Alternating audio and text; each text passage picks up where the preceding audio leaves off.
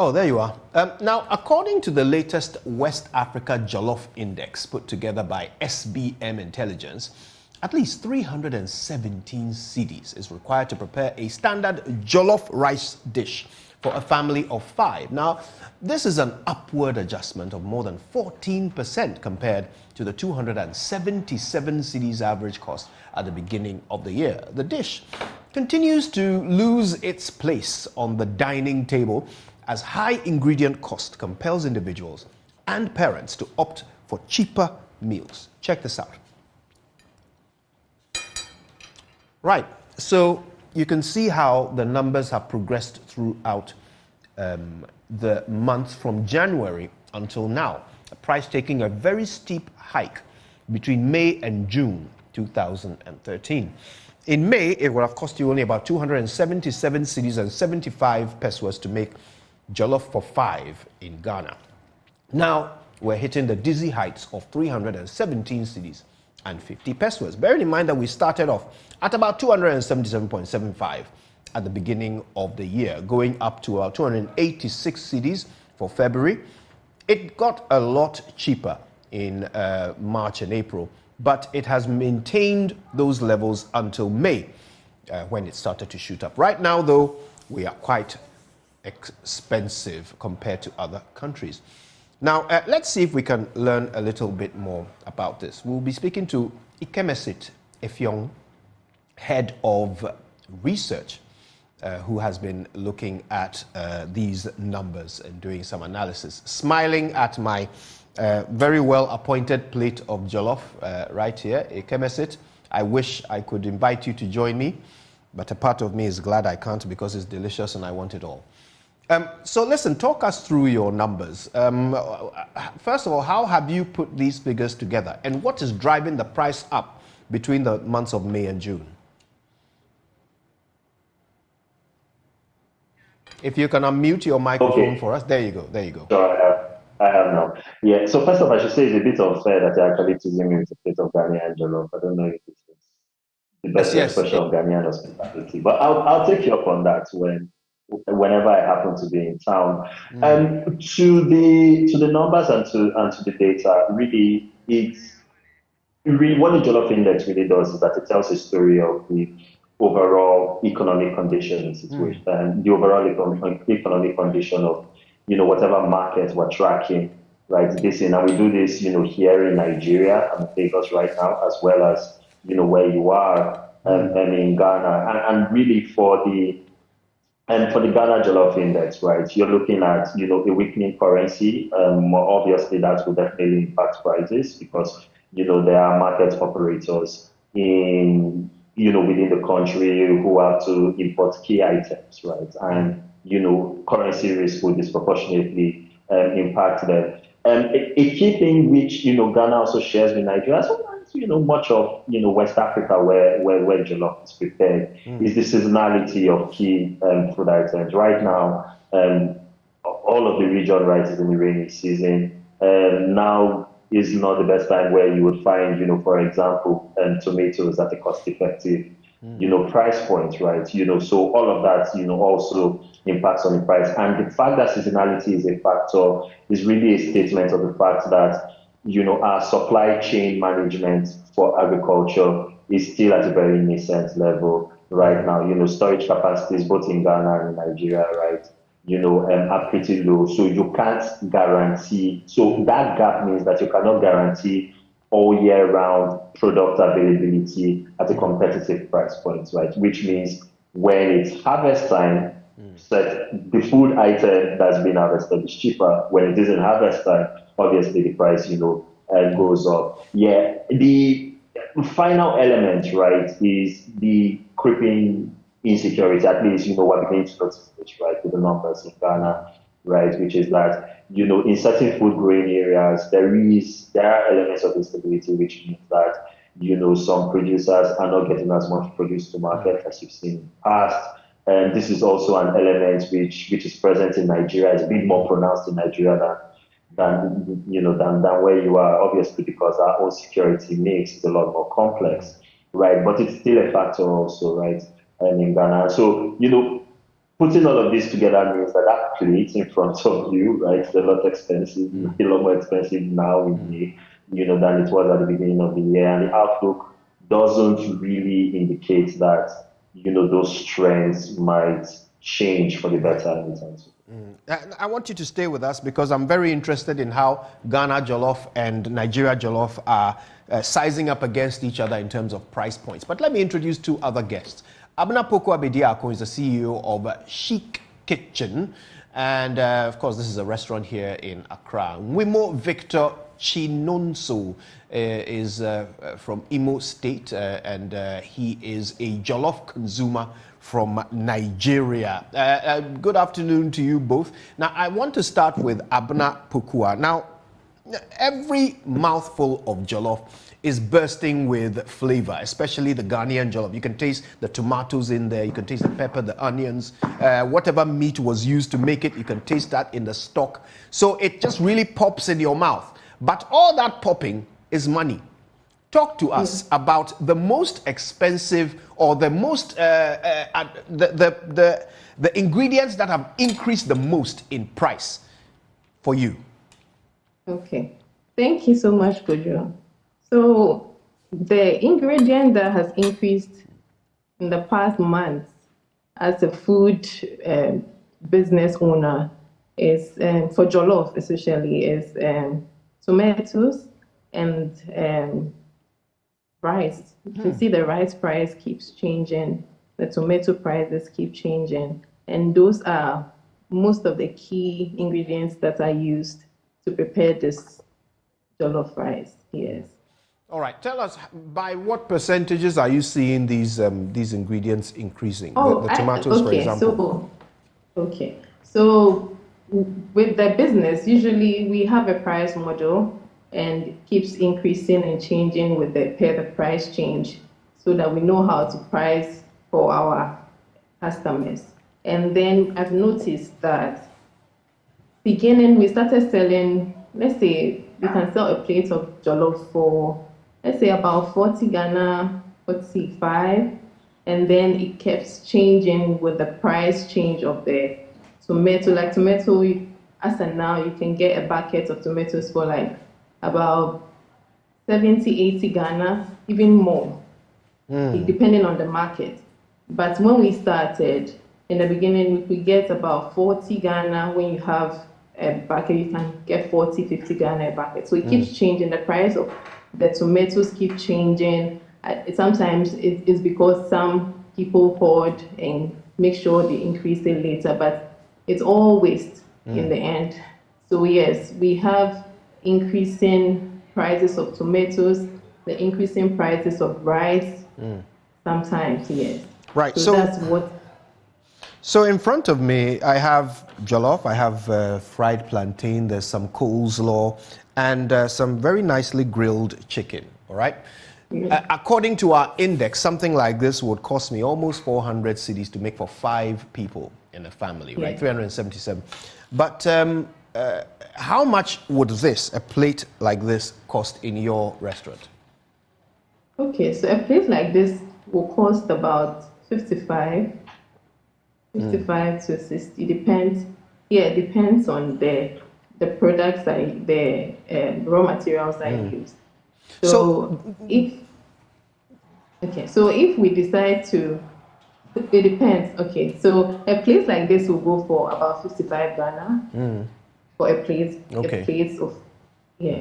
jollof and chicken. So let me ask you, how are your patrons responding to the steep increase in price? Oh, we've got a lot of, some people complain a lot because of how the price keeps changing. And sometimes we'll have to maintain it and swallow the cost for a while before we put in a price change, just so that we can maintain the customers we have. So like the jollof rice we're talking about, beginning it was about 40, 45 Ghana. We had to maintain the price over about 2 months, because when we go to the market, we see the price change, we keep seeing changes, and our margins keep reducing, but we still have to maintain before we increase the prices, yes. So sometimes we have to swallow it for some time, and it's not good sometimes it's not good for the business, but when it gets to a point, we have to just increase it and for the customers to buy it just like that. Let me bring in Wemo Victor Chinonso. He's in Imo State. He loves Nigerian jollof, so, well, he has our sympathies. Wemo, it's good to have you on the show. Tell us, are you seeing a similar price build-up on the Nigerian counterpart of this lovely dish? Okay, good evening. Thank you for having me. I'm Victor. So yes, the price change on jollof list, I think it's the same across board. It's affecting every one of us based on different issues that are happening in our country right now. The difference in prices, the security issues, and those things tend to affect the prices of ingredients used to cook or make this food at this present time. Tell us how the security issues are affecting the price build-up.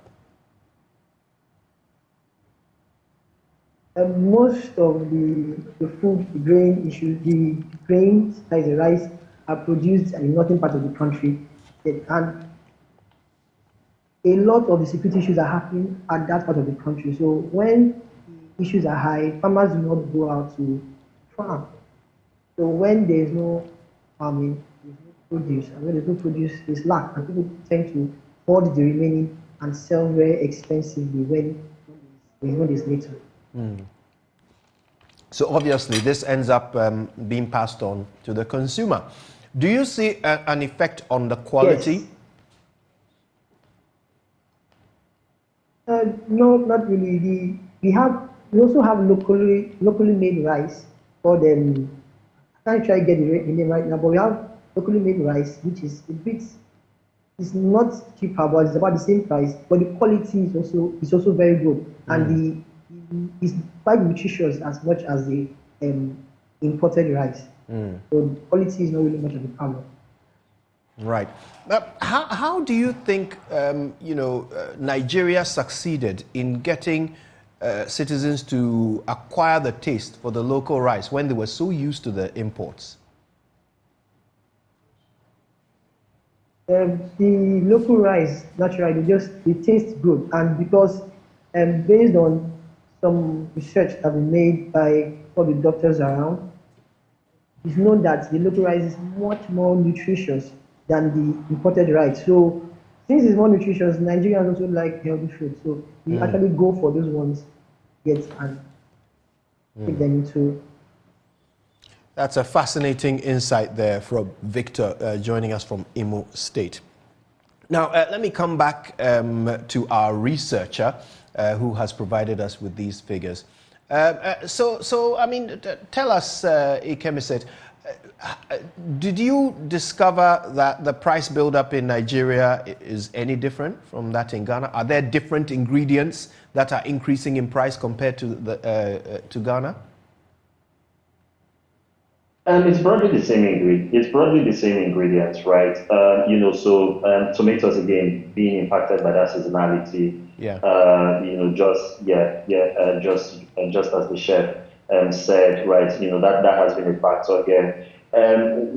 One of the big items that has really moved is protein, and the protein sources. So for Nigeria, and you have chicken right in front of you. I do, yes, very delicious chicken right here. Yeah, you should. Don't dive into it, right? I just asked. Too late. Yeah.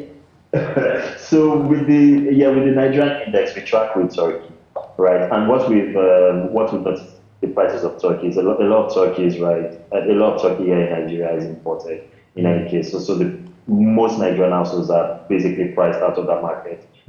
You'd only really see people really consume turkey with any form of regularity at like social functions, a burial or wedding, a child dedication or something of the sort, right? And what we've noticed in doing the jollof index in Nigeria, and we've been doing it for 6 years now, is this coping mechanism called sauce substitution, right? So we basically went from turkey to chicken. A lot more chicken is grown in Nigeria, but a lot of it is also imported. But the price of that has also shot up. Lots of Nigerians have gone to profiles and eggs. But we saw with, for example, with the Q1 jollof index, right, that the price of eggs, because of the particular strain of bird flu which was circulating around West Africa, really went up, right? And so now in many cases people are using cowhides, right? In Nigeria we call them pomai. In Ghana we call it wele. Okay, right. So we use wele right now, but a lot of Nigerians use that as a process substitute. There are important health implications that also accrue with that. There are many medical professionals who say it's not really healthy or high-grade protein, as it were. But, everyone wants a bit of protein, right, with their jollof. And so it's really hard, right, to deny that. Your guest who is in Imo State right now doesn't live far away from two of the markets where we track these food prices. We track them, which for the Nigerian Jollof Index, we track markets in 13 Nigerian cities. In Ghana, for now, we just track prices in Accra and Kumasi, right? The single biggest jump in the Nigerian component of the Jollof Index actually occurred in the southeast, where he is at, where Imo State is in. And traditionally, that has been the most price stable, part of the country, right, from a Jollof Index standpoint. And it's really just because that security situation is beginning to bite into, supply chains and logistics management. So not many people are able to get, things like turkey, for example, things like tomatoes to markets because if you're familiar with, Nigerian security and domestic issues, right, there is a nascent separatist movement over there in the southeast that regularly organizes what are called sit-at-homes that are often violently enforced, right, in pockets of the southeast. So that's discouraged a lot of farmers, a lot of marketers, right, from moving to market. And in any case, even if they could move to market on Mondays, they can't take produce to market because of the sit-at-homes. So that has a multiplier effect, right, on the eventual price of commodities when they do come to market. And, a lot of people who are suppliers just pricing that extra security or that extra transport or that extra production risk into the final end product. And so what you're finding is more people are cutting down on meals. There are many Nigerian families that are only doing 3 square meals, or in some cases even 2 square meals a day. Again, just to keep family budgets within that manageable threshold. I think the final point I'll mention is that we did research in 2019 that showed that the average Nigerian household spent 63% of its monthly income on food alone. So you can imagine with rising food prices, right, how much more of, the average family budget, right, preparing things like jollof rice is increasingly wrecking, right, on budget here in Nigeria. I don't know if a similar situation is occurring in Ghana now because we haven't measured, those factors to anything, approaching that degree of rigor. But considering the challenging economic situations now, one of the first things that under pressure, households typically do is cut down on spending, and in many cases that gets manifested at the dinner table.